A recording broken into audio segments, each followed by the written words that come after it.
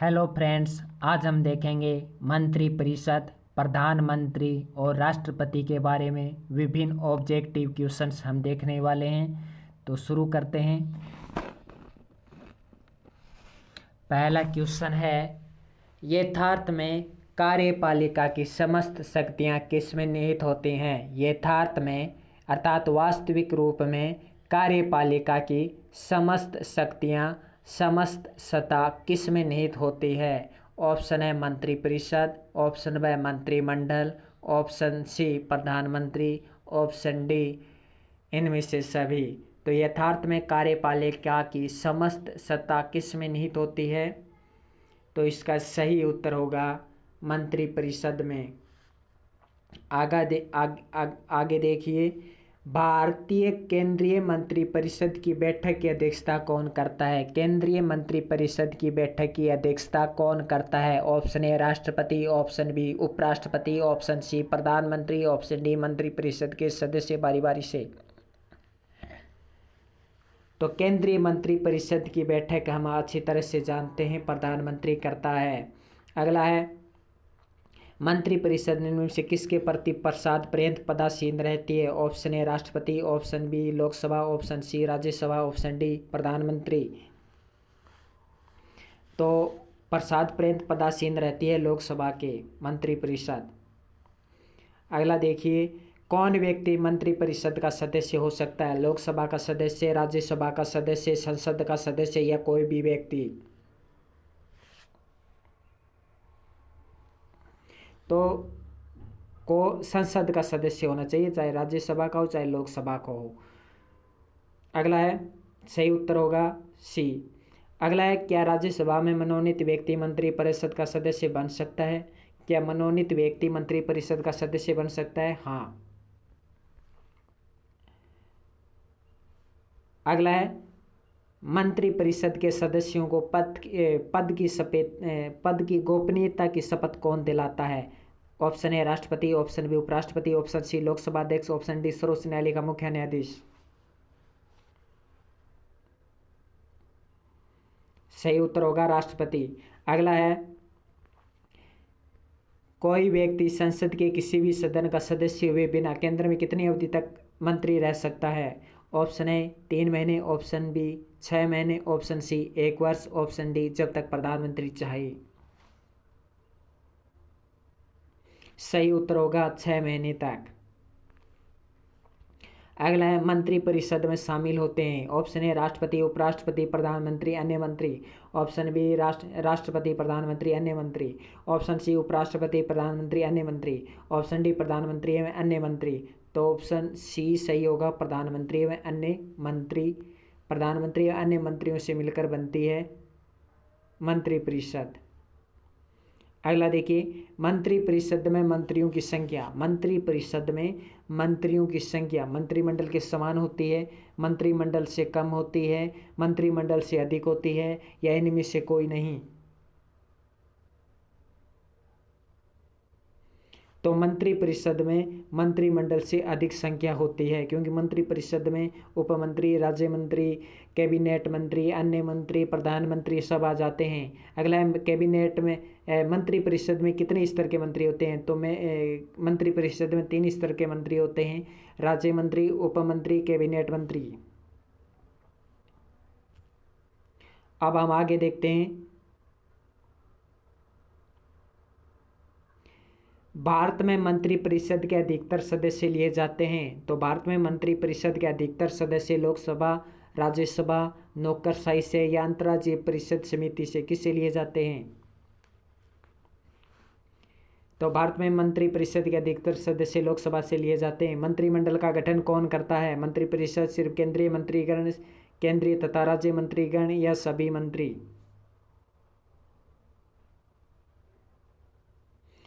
तो मंत्रिमंडल का गठन है कौन करता है? सिर्फ केंद्रीय मंत्रीगण, सिर्फ केंद्रीय मंत्रीगण मंत्रिमंडल का गठन करते हैं। अगला है, केंद्र सरकार में राज्य मंत्री की क्या स्थिति होती है? वह राज्यपाल द्वारा नामांकित व्यक्ति होता है, वह राज्य मंत्रिमंडल द्वारा नामांकित व्यक्ति होता है। वह राज्य सरकार के हितों की देखभाल करता है। वह केंद्र सरकार का ऐसा मंत्री है जो कि मंत्रिमंडल का सदस्य नहीं होता है। तो इसमें सही उत्तर होगा वह मंत्रिमंडल का सदस्य नहीं होता है। अगला है, स्वतंत्रता के पश्चात मंत्रिपरिषद के खिलाफ पहला अविश्वास प्रस्ताव कब लाया गया? Option A 1954, option B 1961, option C 1963, option D 1975। तो सबसे पहले जो मंत्रिपरिषद के खिलाफ प्रस्ताव लाया गया था वो 1963 में लाया गया था। अगला है, सामूहिक रूप से मंत्रिपरिषद किसके प्रति उत्तरदायी होती है? ऑप्शन ए राष्ट्रपति, ऑप्शन बी प्रधानमंत्री, option C Lok Sabha, option D संसद। तो सामूहिक रूप से मंत्रिपरिषद सामूहिक रूप से लोकसभा के प्रति उत्तरदायी और व्यक्तिगत रूप से राष्ट्रपति। अगला देखिए, यथार्थ है मंत्रिपरिषद तब तक पदासीन रहेगा जब तक उसे विश्वास प्राप्त हो, और राष्ट्रपति का, प्रधानमंत्री का, संसद का या लोकसभा का। तो इसका सही उत्तर होगा लोकसभा का। अगला है, मंत्रिपरिषद के वित्तीय कार्यों में शामिल है। मंत्रिपरिषद के वित्तीय कार्यों में शामिल है, बहुत ही इंपॉर्टेंट क्वेश्चन है। RAS IAS में ये क्वेश्चन पूछा जा चुका है।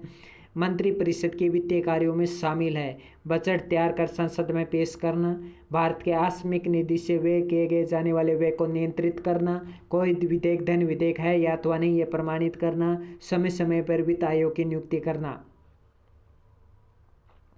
तो मंत्रिपरिषद के वित्तीय कार्यों में क्या शामिल है? तो मंत्रिपरिषद के वित्तीय कार्यों में शामिल है बजट तैयार करके संसद में पेश करना। अगला है, यदि कोई मंत्री राज्यसभा का सदस्य नहीं है तो वह लोकसभा में अपना वक्तव्य दे सकता है या नहीं? हाँ, नहीं, केवल धन विधेयक के मामले में, केवल वित्त विधेयक के मामले में तो हाँ, वक्तव्य दे सकता है लोकसभा में राज्यसभा का व्यक्ति। अगला देखिए, निम्न में से किस परिस्थिति में मंत्रिपरिषद विघटित नहीं हो सकती? विघटन नहीं हो सकता किस परिस्थिति में मंत्रिपरिषद का? किसी मंत्री के पद त्याग पत्र से, प्रधानमंत्री की मृत्यु से, प्रधानमंत्री के पद त्याग से, प्रधानमंत्री की पदच्युति से। तो किसी मंत्री के पद त्याग से मंत्रिपरिषद का विघटन नहीं होता। प्रधानमंत्री की मृत्यु हो जाए, प्रधानमंत्री पद त्याग दे दे या प्रधानमंत्री को हटा दिया जाए, इस मामले में मंत्रिपरिषद विघटित हो जाएगी।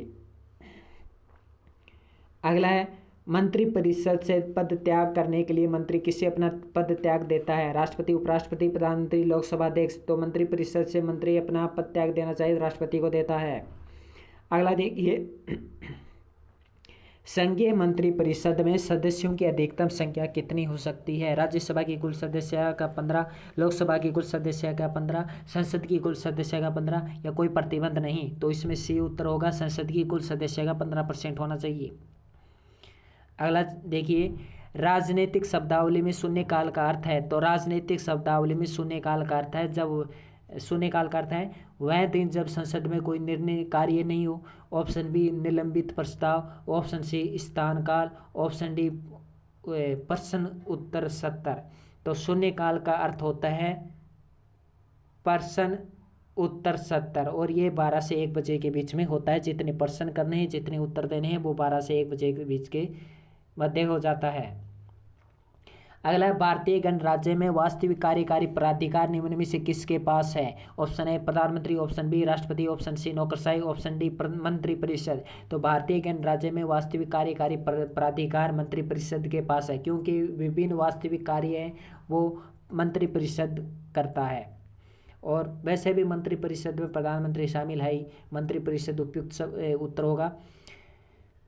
जो व्यक्ति सांसद न हो क्या उसे मंत्री नियुक्त किया जा सकता है? नहीं। ऑप्शन बी हाँ, यदि वह संसद उसका अनुमोदन कर दे। ऑप्शन डी वह 6 महीने के भीतर संसदीय सदस्य बन ले। तो सही उत्तर क्या होगा? Option D.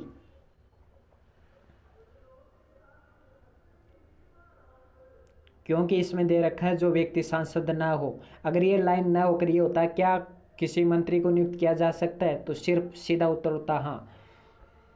अगला देखिए, भारत के संविधान के अनुच्छेद 75(3) के अनुसार मंत्रिपरिषद निम्न में से किसके प्रति सामूहिक रूप से उत्तरदायी होती है? देखिए 75(3) में क्या होता है? 75(3) में जो मंत्रिपरिषद है वो सामूहिक रूप से किसके प्रति उत्तरदायी होती है? ऑप्शन ए राष्ट्रपति, ऑप्शन बी संसद, option C Lok Sabha, option D Rajya Sabha. सही उत्तर हम जानते हैं लोकसभा के प्रति। अगला देखिए, संसदीय तंत्र में निम्न में से वास्तविक कार्यपालिका कौन है? ऑप्शन ए राज्य का मुखिया, ऑप्शन बी मंत्रिपरिषद, option C Vidhan Parishad, option D न्यायपालिका। तो संसदीय तंत्र में वास्तविक कार्यपालिका मंत्रिपरिषद है। अगला देखिए, मंत्रिपरिषद किस सिद्धांत पर कार्य करती है? ऑप्शन ए निजी उत्तरदायित्व सिद्धांत पर, ऑप्शन बी सामूहिक उत्तरदायित्व सिद्धांत पर, ऑप्शन सी उपयुक्त दोनों पर, ऑप्शन डी निम्न में से कोई नहीं। तो मंत्रिपरिषद है वो सामूहिक और निजी दोनों तौर पर कार्य करती है। सही उत्तर होगा सी, उपयुक्त दोनों। अगला देखिए, स्वतंत्र भारत की प्रथम मंत्रिपरिषद में प्रधानमंत्री सहित कुल कितने सदस्य थे? तो प्रथम में कितने थे? 36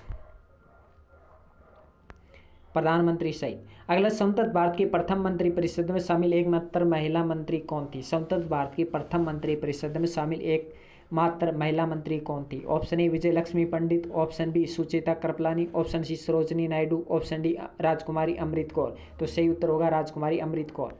अगला देखिए, स्वतंत्र भारत के प्रथम मंत्रिमंडल में केंद्रीय शिक्षा मंत्री कौन थे? Option A Gulzari Lal Nanda, option B Sardar Baldev Singh, option C Maulana Abdul Kalam Azad, option D CD. Deshmukh.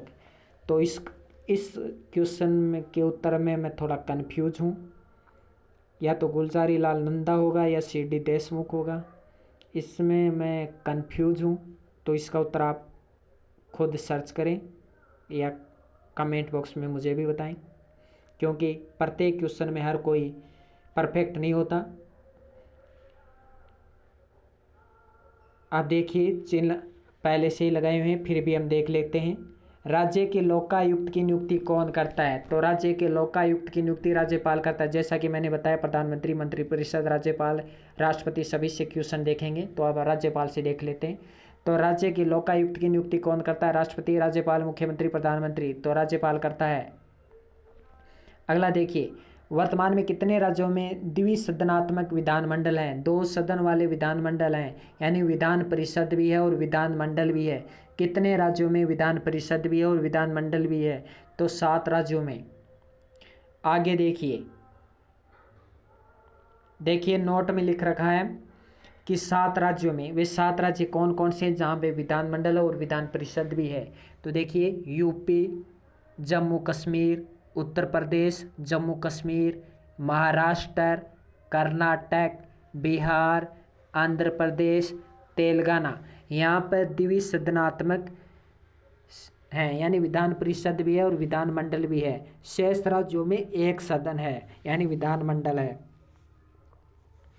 आगे देखिए, राज्यपाल को पद एवं गोपनीयता की शपथ कौन दिलाता है? ऑप्शन ए राष्ट्रपति, ऑप्शन बी मुख्यमंत्री, ऑप्शन सी सर्वोच्च न्यायालय का मुख्य न्यायाधीश या उच्च न्यायालय का मुख्य न्यायाधीश। तो जिस प्रकार राष्ट्रपति को सर्वोच्च न्यायालय का मुख्य न्यायाधीश शपथ दिलाता है, उसी प्रकार राज्यपाल को उच्च न्यायालय का मुख्य न्यायाधीश शपथ दिलाता है। अगला देखिए, राज्य में विधान परिषद को क्या कहते हैं? तो राज्य में विधान परिषद की व्यवस्था संविधान के किस अनुच्छेद के तहत की गई है? तो विधान परिषद की व्यवस्था अनुच्छेद 169 के तहत की गई है। विधान परिषद की व्यवस्था किस अनुच्छेद के तहत की गई है? विधान परिषद की व्यवस्था है अनुच्छेद 169 के तहत की गई है। अगला देखिए, किन केंद्र शासित प्रदेशों में विधानसभा स्थापित है? अब केंद्र शासित प्रदेश पूछें, वो राज्य थे। अब केंद्र शासित प्रदेश पूछें, option A Chandigarh, Daman, Diu, option B Delhi, Puducherry, option C Lakshadweep, option D उपरोक्त सभी। सही उत्तर होगा दिल्ली एवं पुडुचेरी। और ये सभी क्वेश्चन पूछे जा चुके हैं और आगामी परीक्षाओं में पूछे जा सकते हैं। तो किन केंद्र शासित प्रदेशों में विधानसभा स्थापित है? दिल्ली तथा पुडुचेरी में।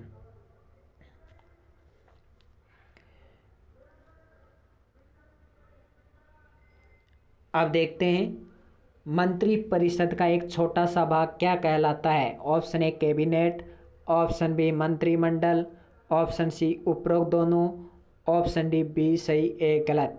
तो ये दोनों ही। मंत्रिपरिषद का एक छोटा सा भाग मंत्रिमंडल भी कहलाता है, जिसमें प्रधानमंत्री और कैबिनेट मंत्री होते हैं। तो ये तो एक छोटा सा भाग है। कैबिनेट भी कहलाता है। तो ये दोनों ही सही हैं। आगे देखिए, राज्य मंत्रिपरिषद के सदस्यों मंत्रियों की नियुक्ति की जाती है। मंत्री परिषद के सदस्य अर्थात मंत्रियों की नियुक्ति, तो राज्य मंत्री परिषद के मंत्रियों की नियुक्ति की जाती है। तो राज्य में है, अगर राज्य में नहीं होते या देश के मान लिए जाते, संसद के मान लिए जाते, तो उसमें राष्ट्रपति होता, और राज्य पूछा है तो राज्यपाल होगा। आगे देखिए, राज्य विधान परिषद का सदस्य होने के लिए आवश्यक है कि व्यक्ति की आयु, विधान परिषद का व्यक्ति होने के लिए कितनी आयु होनी चाहिए, सभी को पता ना, 30 वर्ष, और विधानमंडल का होने के लिए 25 वर्ष। अगला देखिए, राज्य मंत्री परिषद की बैठकों की अध्यक्षता एवं उसका कार्य संचालन किया जाता है। तो मंत्री परिषद की बैठकों की अध्यक्षता है, उनका कार्य संचालन कौन करता है, तो सिंपल सी बात है, मंत्री परिषद मुख्यमंत्री द्वारा।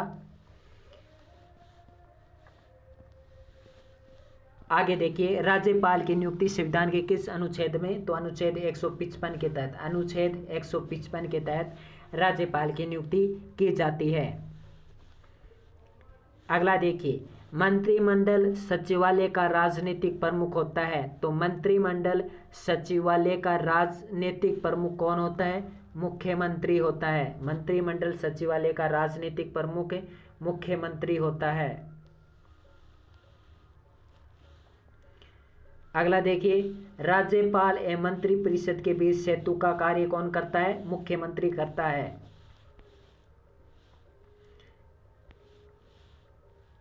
अगला क्वेश्चन देखिए, एक नागरिक, इस तरह के क्वेश्चन देखने जरूरी होते हैं प्रश्नों की संरचना, मंत्रिमंडल मंत्री परिषद की संरचना को अच्छी तरह से समझने के लिए।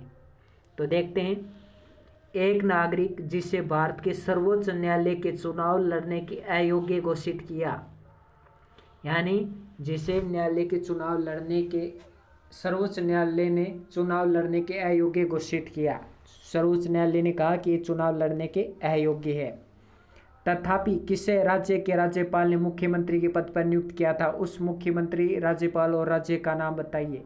सर्वोच्च न्यायालय ने कहा है कि ये चुनाव लड़ने के अयोग्य है, उसे सर्वोच्च न्यायालय ने उस व्यक्ति को चुनाव लड़ने के लिए अयोग्य घोषित कर दिया, लेकिन राज्यपाल ने उसे मुख्यमंत्री पद पर नियुक्त कर दिया।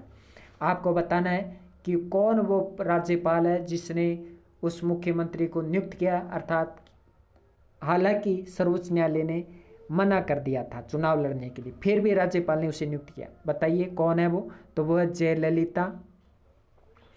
राज्यपाल है फातिमा अली, और राज्य है वो तमिलनाडु।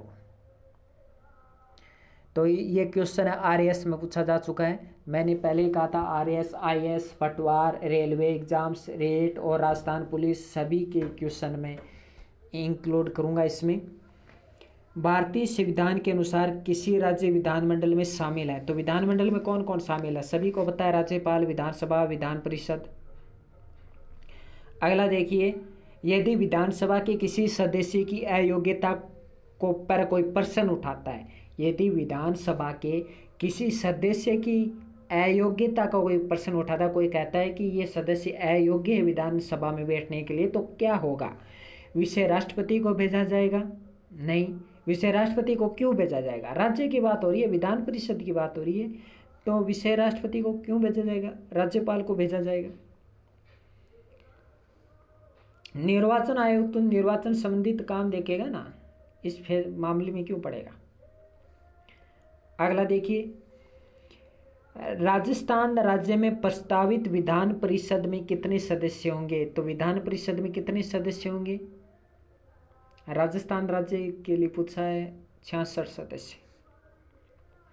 अगला देखिए, जनहित याचिका कहाँ प्रस्तुत की जा सकती है, जनहित याचिका कहाँ प्रस्तुत की जा सकती है, तो जनहित याचिका उच्च न्यायालयों में प्रस्तुत कर दो या सर्वोच्च न्यायालय में प्रस्तुत कर दो, दोनों में से किसी में भी प्रस्तुत कर दो।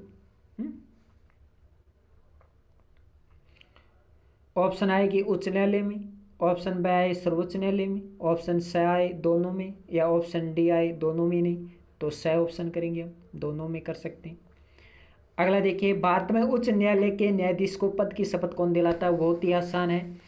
भारत में उच्च न्यायालय पूछा है, सर्वोच्च न्यायालय नहीं पूछा है, याद रखिए, उच्च न्यायालय को राज्यपाल और सर्वोच्च न्यायालय के राष्ट्रपति, और सर्वोच्च न्यायालय का न्यायाधीश राष्ट्रपति को दिला देता है और राष्ट्रपति सर्वोच्च न्यायालय के न्यायाधीश को दिलाता है। दोनों एक दूसरे को शपथ दिला देते हैं। उसी प्रकार उच्च न्यायालय के न्यायाधीश को राज्यपाल शपथ दिला देता है और राज्यपाल को उच्च न्यायालय का न्यायाधीश शपथ दिला देते, दोनों एक दूसरे को शपथ दिला देते हैं। आगे देखिए, राज्य की सिंचित निधि का संचालन किया जाता है, तो राज्य की सिंचित निधि का संचालन राज्यपाल द्वारा किया जाता है। जिस प्रकार देश की सिंचित निधि का संचालन राष्ट्रपति, उसी प्रकार राज्य की सिंचित निधि का संचालन राज्यपाल द्वारा। और क्वेश्चन देखते हैं, क्या और क्वेश्चन है क्या?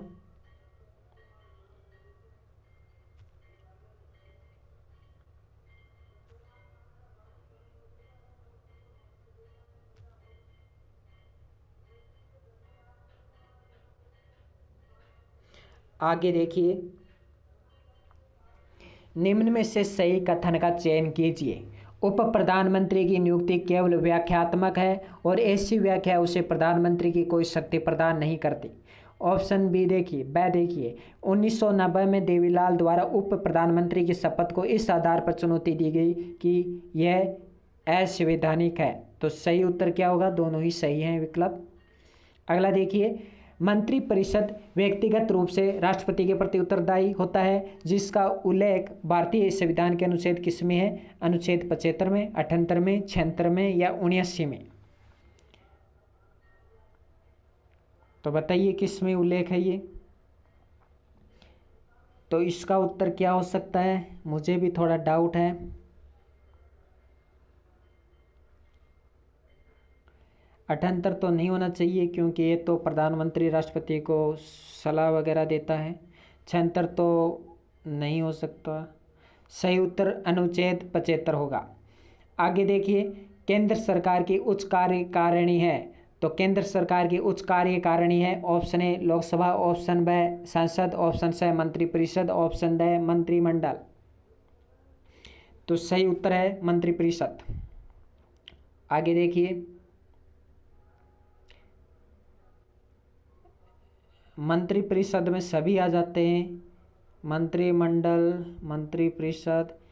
उच्च केंद्र सरकार की उच्च कार्यकारिणी है, तो इसमें सही उत्तर होगा मंत्रिमंडल। सॉरी, मंत्रिमंडल होगा, मंत्रिपरिषद नहीं होगा, क्योंकि इसमें केंद्र कैबिनेट आता और प्रधानमंत्री आ जाता है, जिसके पास उच्च कार्यकारिणी शक्तियाँ होती हैं। आगे देखिए, अगला क्वेश्चन, मुख्यमंत्री का कर्तव्य होगा, मुख्यमंत्री का कर्तव्य होगा कि ऑप्शन ए वह मंत्रिपरिषद का कर्तव्य होगा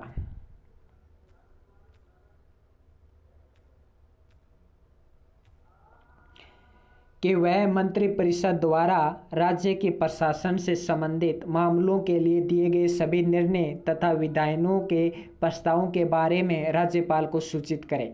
तो मंत्रिपरिषद द्वारा राज्य के प्रशासन से संबंधित मामलों के लिए गए सभी निर्णय विधायन प्रस्तावों बारे में राज्यपाल को सूचित करे।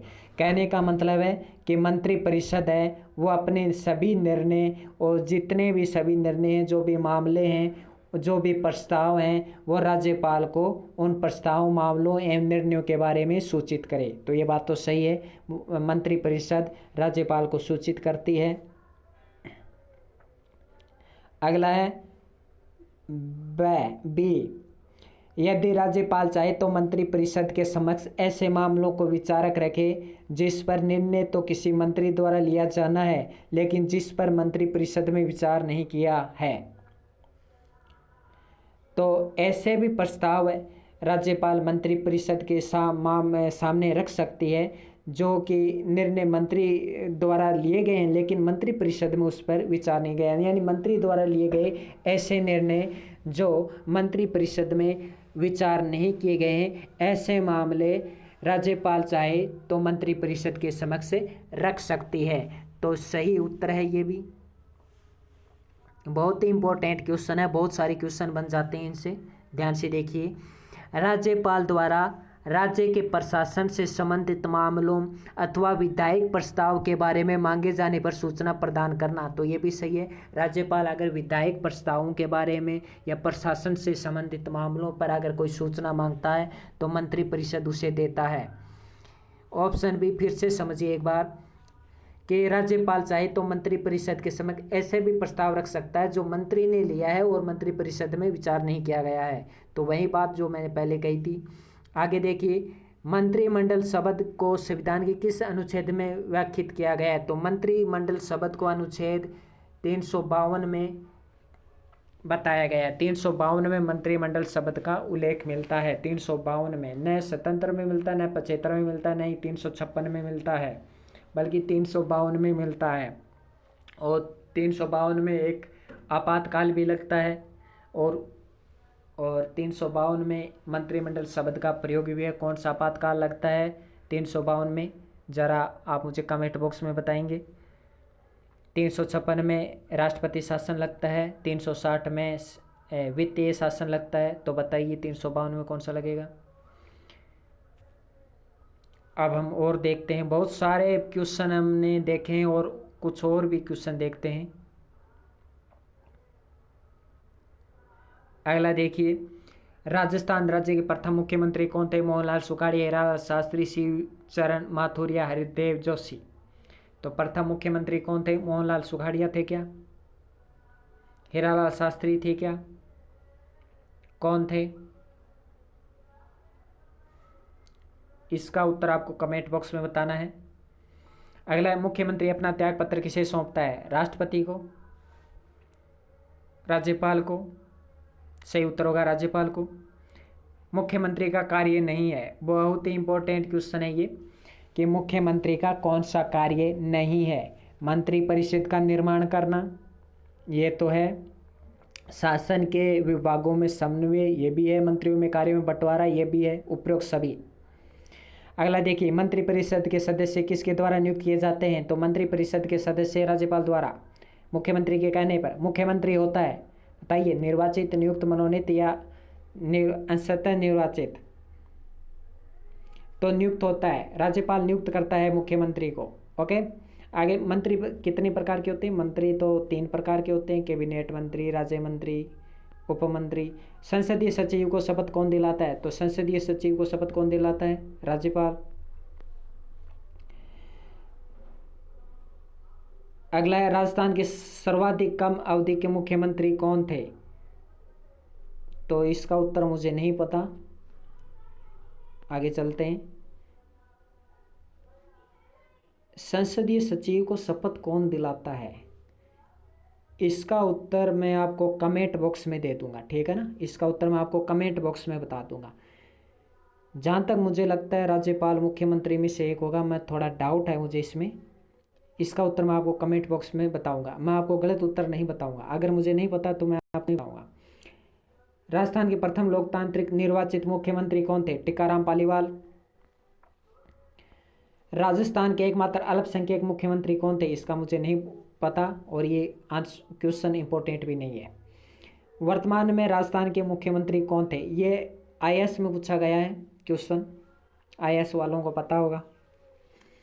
वर्तमान में राजस्थान के मुख्यमंत्री कौन है? ये तो बहुत ही सरल है।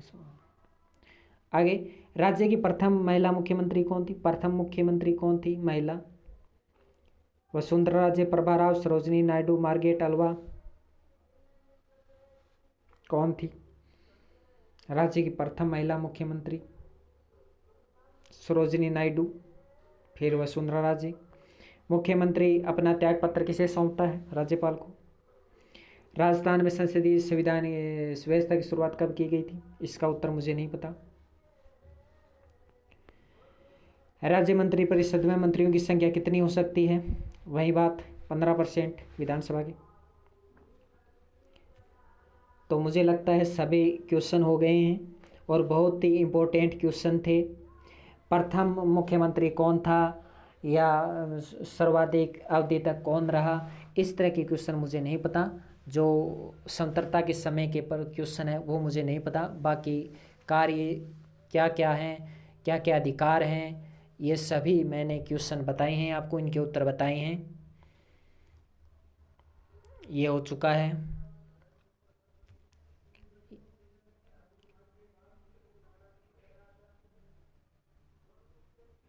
ये हो चुका है।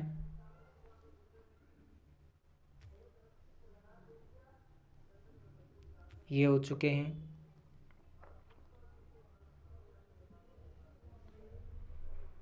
ये हो चुके हैं।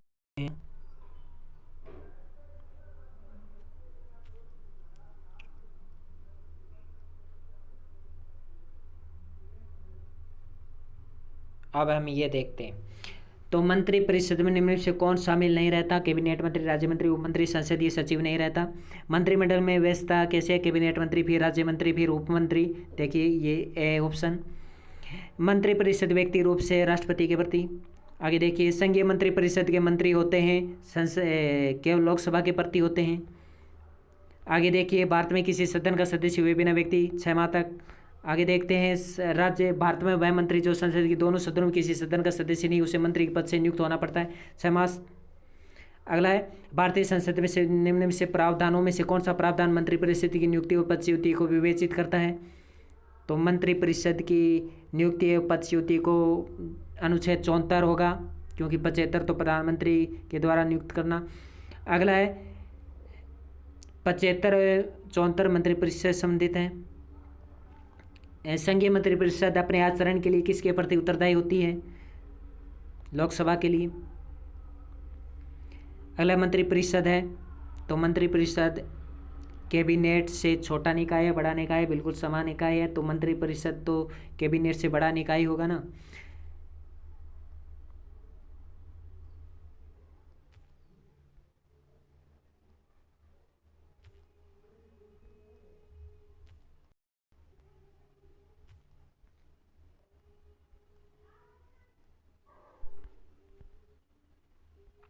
तो ये थे मंत्रिपरिषद, राज्यपाल, प्रधानमंत्री, राष्ट्रपति से संबंधित विभिन्न क्वेश्चन, जिसमें से मंत्रिपरिषद के क्वेश्चन और प्रधानमंत्री के क्वेश्चन मैंने ज़्यादा पूछे हैं। और ये क्वेश्चन RS IS विभिन्न एग्जाम्स में पूछे गए हैं। आपको वीडियो अच्छा लगा होगा। नमस्कार।